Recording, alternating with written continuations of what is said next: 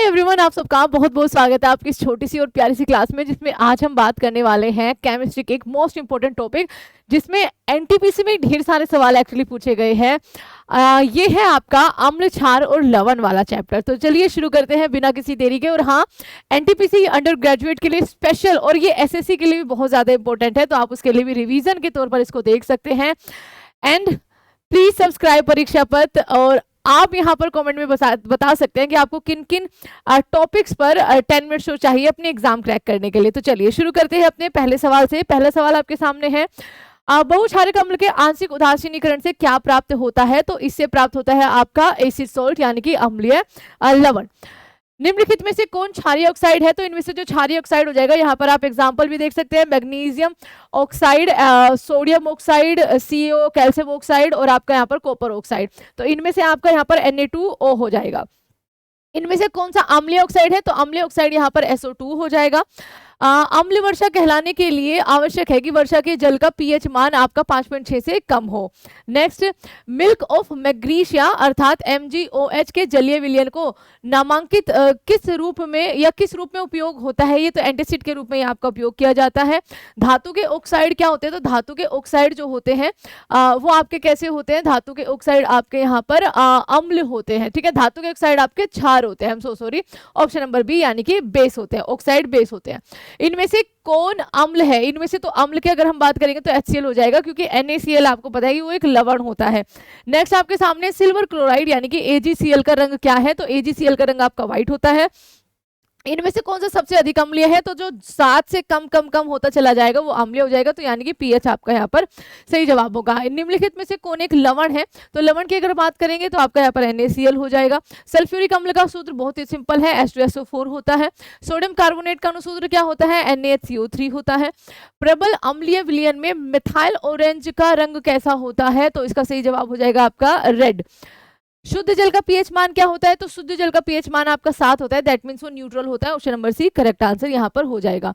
कोई विलयन अंडे के पिसे हुए कवच से अभिक्रिया करके एक गैस उत्पन्न करता है जो चूने के पानी को दूधिया कर देती है। इस विलयन में आपका क्या होगा? तो ये आपके यहाँ पर HCl की बात हो रही है। विरंजन के लिए प्रयुक्त होता है इनमें से क्या? तो विरंजन के लिए आपका इनमें से क्या प्रयुक्त होता है? इसके लिए आपका यहाँ पर ब्लीचिंग पाउडर सही जवाब हो जाएगा। नेक्स्ट है, जल को जीवाणु रहित बनाने के लिए क्या उपयोग किया जाता है? तो अगेन आपका ब्लीचिंग पाउडर ही सही जवाब हो जाएगा। बहते हुए रक्त को रोकने के लिए हम फिटकरी यानी कि एलम का यूज करते हैं। एसिटिक अम्ल में अम्लीय हाइड्रोजन परमाणुओं की संख्या कितनी होती है? तो उनकी संख्या आपकी 1, यानी कि यहाँ पर ऑप्शन नंबर 1 हो जाएगा। निम्नलिखित में से कौन सा पदार्थ सेमी कोलैप्स प्रॉपर्टी जो है वो प्रदर्शित करता है? तो इसमें आपका यहाँ पर करेक्ट आंसर क्या हो जाएगा? NH4Cl। पोटाश यानी कि पोटाश एलम यानी कि फिटकरी का सही रासायनिक सूत्र क्या है? तो K2SO4 Al2SO4 × 3 आपका और आपका 24H2O। निम्नलिखित विलयन में से कौन सा सबसे ज्यादा अम्लीय है? तो ये आपका रिपीट हो गया है, सॉरी। निम्नलिखित में से कौन सा आयन लाल लिटमस को नीला कर देता? तो लाल को नीला आपका OH आयन करेगा यहाँ पर। कोई विलयन नीले लिटमस एक सेकेंड, क्या हो गया? कोई विलयन नीले लिटमस पत्र को लाल कर देता है, तो इसका पीएच मान आपका लगभग एसिड यानी 5 होगा। ऑक्जेलिक अम्ल का प्राकृतिक स्रोत इनमें से क्या है? तो टमाटर है। सिरके का आपका एसिटिक एसिड हो जाएगा। विटामिन C संतरे में पाया जाता है। प्रबल अम्ल के जलीय विलयन में किसका आधिक्य होता है? प्रबल अम्ल के जलीय विलयन में आपका जो आधिक्य होता है वो किसका हो जाएगा? यहाँ पर आप कहेंगे मैम H आयंस का। लाल पत्ता गोभी किसका उदाहरण है? तो ये आपका एक नेचुरल इंडिकेटर का उदाहरण है। उदासीनीकरण क्रिया में अम्ल बनता है, लवण और जल बनते हैं। आपका ऑप्शन नंबर बी सही जवाब हो जाएगा। किसी विलयन का पीएच मान 4 है, इसमें उपस्थित हाइड्रोजन आयन सांद्रता क्या होगी? आपका 1 × 10⁻⁴। क्षारीय विलयन में फिनोप्थिलीन सूचक का रंग आपका कैसा हो जाता है? तो आपका यहाँ पर पिंक हो जाएगा। विरंजक चूर्ण पर तनु सल्फ्यूरिक अम्ल की अभिक्रिया से कौन सी गैस निकलती है? तो आपकी Cl2 गैस निकलेगी। दही में किस प्रकार का अम्ल पाया जाता है? तो दही में आपका यहाँ पर लैक्टिक अम्ल पाया जाएगा, ऑप्शन नंबर सी। चीनी का रासायनिक सूत्र C12H22O11 यहाँ पर हो जाएगा, ऑप्शन नंबर सी है। आगे, सोडियम कार्बोनेट के जलीय घोल में मिथाइल ऑरेंज का घोल मिलाने पर घोल का रंग परिवर्तित होकर कैसा हो जाता है? तो ये आपका येलो हो जाएगा, ऑप्शन नंबर ए।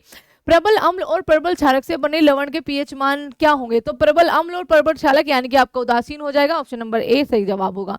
इनमें से कौन सा एक लवण है? तो एक लवण जो इनमें से हो जाएगा K2SO4 हो जाएगा। सोडियम हाइड्रोक्साइड विलयन के साथ जिंक धातु की अभिक्रिया से कौन सा गैस उत्पन्न होता है? सोडियम हाइड्रोक्साइड विलयन के साथ जिंक धातु में अगर करेंगे तो आपका हाइड्रोजन गैस आएगी। अम्लीय विलयन का पीएच मान क्या होता है? 7 से कम होता है। इनमें से किस विलयन का उपयोग दीवारों पर सफेदी करने के लिए किया जाता है? तो CaOH2 का किया जाता है। एसिटिक अम्ल का IUPAC नाम क्या है? एथेनोइक अम्ल यहाँ पर आपका करेक्ट आंसर हो जाएगा। इनमें से कौन सा आयन लाल लिटमस को नीला कर देगा? तो लाल को नीला करेगा आपका OH आयन। इनमें से कौन विजातीय यौगिक है? तो विजातीय यौगिक की अगर हम बात करेंगे तो यहाँ पर आपका प्लास्टर ऑफ पेरिस यहाँ पर आ जाएगा। इनमें से सबसे प्रबल लवण कौन सा हो जाएगा? तो NaCl यहाँ पर सही जवाब होगा। दांतों को साफ करने के लिए दंतमंजन टूथपेस्ट आपका कैसा होता है जनरली? तो वो आपका क्षारीय प्रकृति का होता है। ऑप्शन नंबर ए सही जवाब हो जाएगा। शुद्ध जल का पीएच मान आपका यहाँ पर उदासीनीकरण यानी कि 7 होता है। अम्ल और क्षार आपस में अभिक्रिया करके क्या बनाते हैं? ये आपके लवण बनाते हैं। निम्नलिखित में से कौन प्राकृतिक सूचक है? हल्दी एक आपका यहाँ पर प्राकृतिक सूचक माना जाता है। इनमें से कौन क्षारीय ऑक्साइड है? तो इनमें से क्षारीय ऑक्साइड आपका यहाँ पर Na2O हो जाएगा। तो ये थे ये आपके सारे सवाल, कुछ इंपॉर्टेंट सवाल जो बार बार जो है वो रिपीट होते हैं। और भी बहुत सारे आपके टॉपिक आएंगे, केमिस्ट्री, फिजिक्स और आपका बायोलॉजी, साइंस, हर टॉपिक आपके पास आएगा। जस्ट आपको थोड़ा सा वेट करना होगा। बहुत सारे आपके अलाइन हो रखे हैं जो आपके बिल्कुल बेस्ड है, जो ग्रेजुएट लेवल का एग्जाम हुआ है उसके हिसाब से, ठीक है। तो thank you so much everyone, जय हिंद एंड प्लीज सब्सक्राइब परीक्षा पथ और इसको शेयर जरूर कर दीजिएगा।